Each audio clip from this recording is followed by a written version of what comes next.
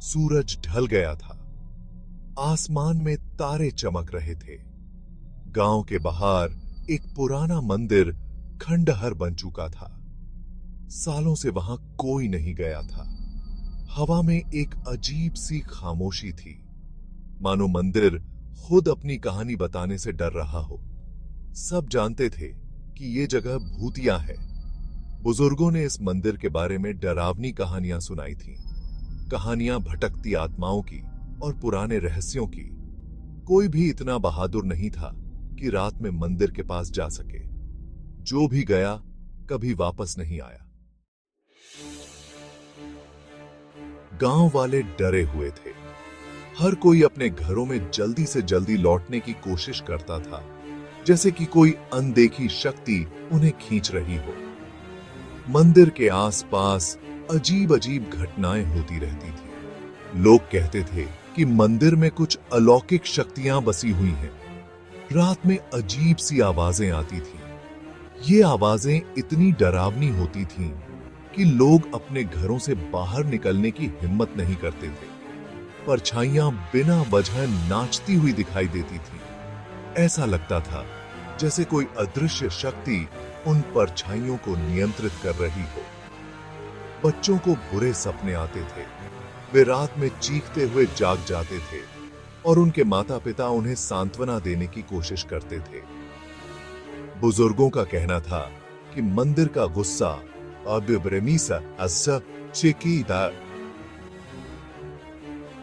गह रहा है।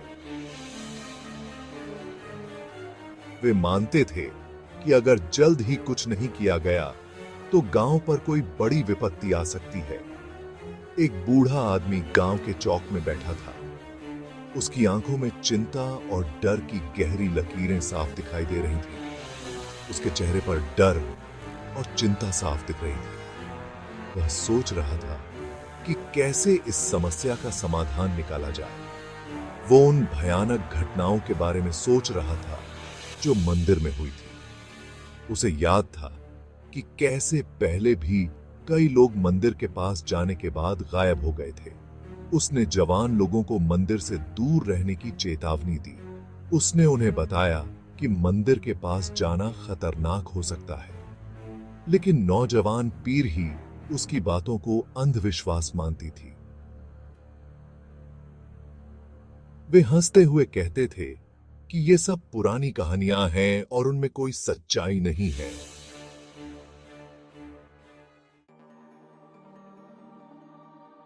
गांव के बाहर दोस्तों का एक ग्रुप इकट्ठा हुआ।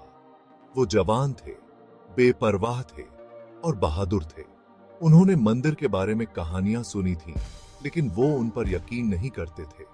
उन्होंने डिसाइड किया कि वो मंदिर जाएंगे और सच्चाई पता लगाएंगे। ये सब बकवास है, एक दोस्त ने कहा। भूत प्रेत जैसी कोई चीज नहीं होती है। दूसरे दोस्त ने हां में हां मिलाई। उनमें से एक ने कहा कि वो रात में मंदिर जाएंगे। वो ये प्रूव करना चाहते थे कि वो डरपोक नहीं है। रात बिल्कुल अंधेरी थी। हवा ठंडी और भारी थी। दोस्त मंदिर के गेट पर खड़े थे। एक टूटी हुई दीवार से अंदर जाने का रास्ता दिख रहा था। उन्होंने एक दूसरे को देखा। उनके चेहरे पर डर और एक्साइटमेंट दोनों थे। उन्होंने मंदिर में घुसने का फैसला किया। अंदर हवा और भी घनी और दम घोंटने वाली थी। एक अजीब सी बदबू आ रही थी। दीवारों पर अजीब अजीब निशान बने हुए थे। दोस्तों ने अपनी टॉर्च की रोशनी दीवारों पर डाली। वो निशान बहुत पुराने और डरावने लग रहे थे। Section 5 When Shadows Dance। दोस्त मंदिर के अंदर और अंदर जाते गए। उन्होंने धूल से भरे रास्ते और टूटे हुए कमरे देखे। हवा और ठंडी होती जा रही थी। उन्हें ऐसा लग रहा था जैसे कोई उन्हें देख रहा है। उनकी परछाइयां दीवारों पर नाच रही थीं, मानो उनकी खुद की जान हो। अचानक हवा का एक जोरदार झोंका आया। उनकी टॉर्च बुझ गई और वो अंधेरे में डूब गए। वो घबरा गए। उनके दिल तेजी से धड़कने लगे। उन्होंने अपनी टॉर्च फिर से जलाने की कोशिश की, लेकिन वो नहीं जली। लेकिन वो नहीं केसी।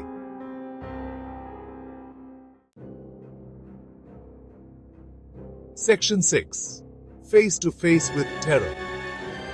अंधेरे में उन्होंने एक खौफनाक चीख सुनी। उनका खून सूख गया। उन्होंने चारों तरफ देखा। उनकी आंखें अंधेरे में कुछ ढूंढने की कोशिश कर रही थी। तभी उन्होंने उसे देखा।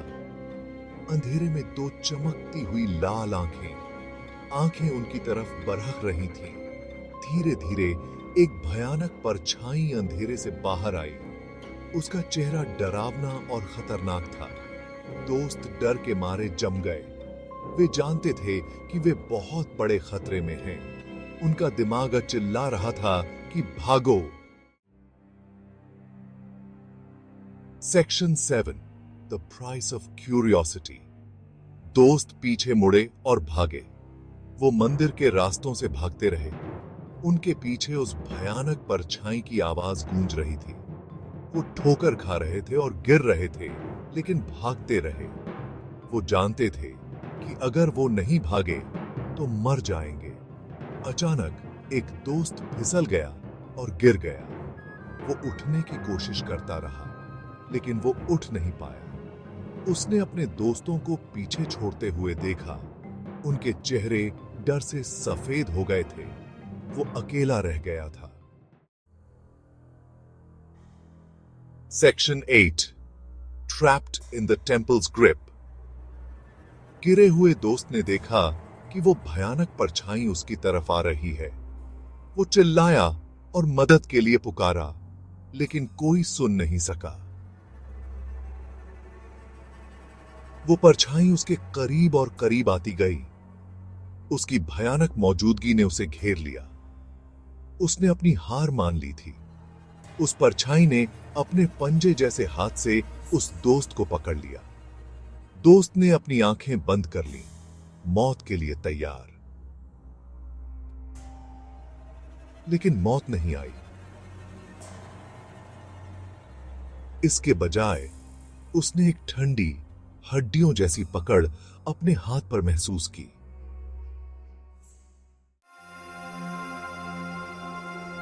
सेक्शन 9 अ डेस्परेट प्ली। वो परछाई उस दोस्त को अंधेरे में घसीट कर ले गई। यह एक ऐसा अंधेरा था जो किसी भी रोशनी को निगल सकता था, और उस दोस्त की चीखें भी उसमें खो जाती थीं। दोस्त ने मदद के लिए चिल्लाने की कोशिश की, लेकिन उसकी आवाज मंदिर की दीवारों से टकराकर वापस आ रही थी। उसकी चीखें गूंज रही थीं, जैसे कोई पुरानी गाथा दोहरा रही हो। उसे मंदिर के अंदर और अंदर घसीटा जा रहा था। उसकी पकड़ और मजबूत होती जा रही थी। हर कदम के साथ अंधेरा और गहरा होता जा रहा था, और उसकी उम्मीदें धुंधली होती जा रही थी। जैसे ही उसे घसीटा जा रहा था, दोस्त ने एक पुरानी वेदी देखी। यह वेदी बहुत पुरानी और रहस्यमयी लग रही थी, जैसे कि यह किसी प्राचीन अनुष्ठान का हिस्सा हो। उसकी सतह पर खून जैसे धब्बे थे। यह धब्बे ताजे लग रहे थे, जैसे कि हाल ही में कुछ भयानक हुआ हो। हवा भारी थी और एक बुरी आभा उस जगह पर छाई हुई थी। यह आभा इतनी गहरी थी कि सांस लेना भी मुश्किल हो रहा था। उसे एहसास हुआ कि उसे किसी ऐसी जगह ले जाया जा रहा है जहां कुछ बहुत बुरा होने वाला है। उसका दिल तेजी से धड़कने लगा, और उसे लगा कि यह उसकी आखिरी घड़ी हो सकती है। Section 10 The Lingering Dread. This is a tale that has haunted many, a story whispered in hushed tones around campfires and in the safety of homes. It is a story of fear, regret, and the unknown. बाकी दोस्त मंदिर से भाग निकले। उनके दिल तेजी से धड़क रहे थे। उनके कदमों की आवाजें रात की खामोशी को चीर रही थीं, और उनके दिलों में डर की लहरें उठ रही थीं। वो अपने उस दोस्त को पीछे छोड़ने के लिए बहुत दुखी थे, लेकिन वो जानते थे कि उनके पास भागने के अलावा कोई चारा नहीं था। उनके चेहरों पर गहरी उदासी और पछतावे की छाया थी, जो उनके दिलों में हमेशा के लिए बस गई। उन्होंने कभी पीछे मुड़कर नहीं देखा और उन्होंने अपनी कहानी कभी किसी को नहीं बताई। उनके दिलों में वो डर और पछतावा हमेशा के लिए बस गया और वो कभी उस मंदिर के पास भी नहीं गए। मंदिर एक बार फिर शांत हो गया। उसकी डरावनी खामोशी एक बार फिर छा गई। वो खामोशी जो हर किसी के दिल में डर और रहस्य की एक गहरी छाप छोड़ जाती है। उस दोस्त का क्या हुआ, ये एक रहस्य बनकर रह गया, जो मंदिर की दीवारों के पीछे हमेशा के लिए बंद हो गया। वो दीवारें जो अनगिनत कहानियों और रहस्यों को अपने अंदर समेटे हुए हैं, और इस तरह वो भूतिया मंदिर वैसे ही खड़ा रहा, एक भयानक याद दिलाता हुआ कि जिज्ञासा की एक कीमत होती है। वो मंदिर आज भी खड़ा है, एक चेतावनी के रूप में कि कुछ रहस्य कभी सुलझने के लिए नहीं होते,